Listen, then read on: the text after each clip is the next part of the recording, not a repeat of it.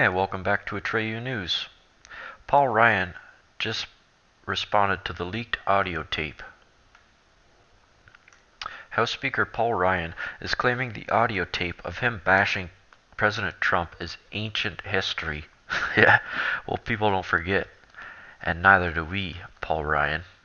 The Hill reported, "I got really thick-skinned, Martha. That is ancient history. Back then, when that video came out," Ryan told Fox News host Martha McCullen, "Look, it's no secret that Donald and I, the president and I, had our ups and downs during the campaign, but we merged forces at the end of the campaign, and since then, we have been working hand and glove together." Ryan continued, "Well, that's mainly what we're afraid of, Ryan. You piece of trash. Why the hell would you change now? Realistically, you just went along with it because you had no choice. You either got on the Trump train or we run your ass over. But if we even catch you doing anything..."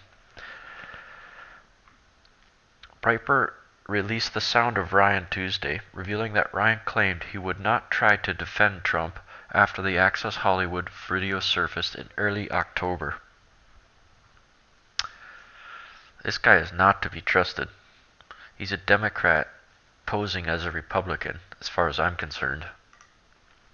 Effective immediately, hijabs are allowed in the Army. Well, that's great news. That's great news. The Atlantic reported the Army has issued a new regulation. Effective immediately, brigade-level commanders will be able to grant accommodations to servicemen and women who wear beards, turbans, or hijabs for religious reasons. The three most common requests for waivers to current guidelines on grooming and dress, according to a letter from the Secretary of Army, Eric Fanning. The new guidelines also revised hairstyle standards for female soldiers.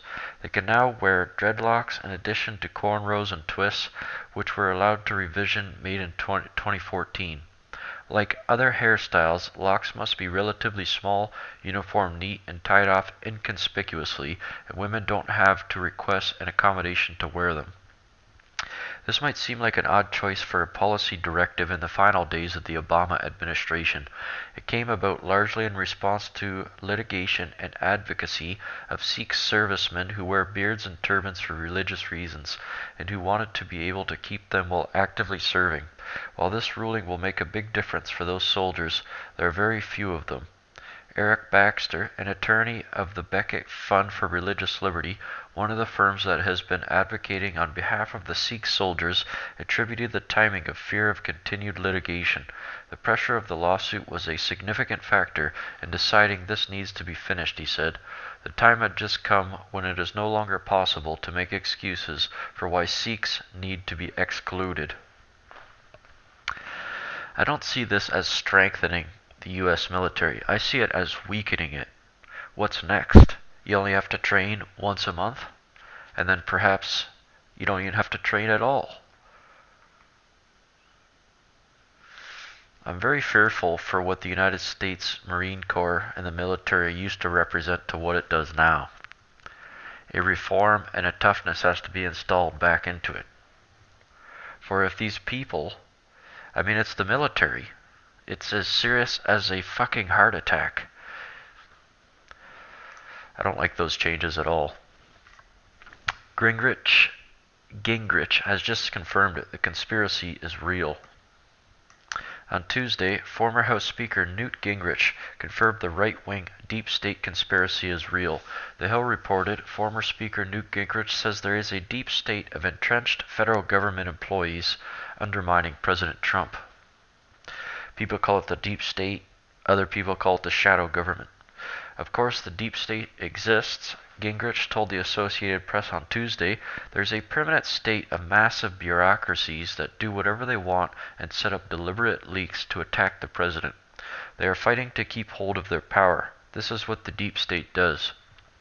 They create a lie, spread a lie, fail to check the lie, and then deny they were behind the lie." White House Press Secretary Sean Spicer last week said that there may be a deep state working against Trump and his administration. "I think there is no question when you have 8 years of one party in office that stays in government, they're affiliated with, joined to, and continue to espouse the agenda of the previous administration," Spicer said. He characterized the deep state, a posing Trump as former President Barack Obama loyalists through the federal government. The shadow government. Fascinating.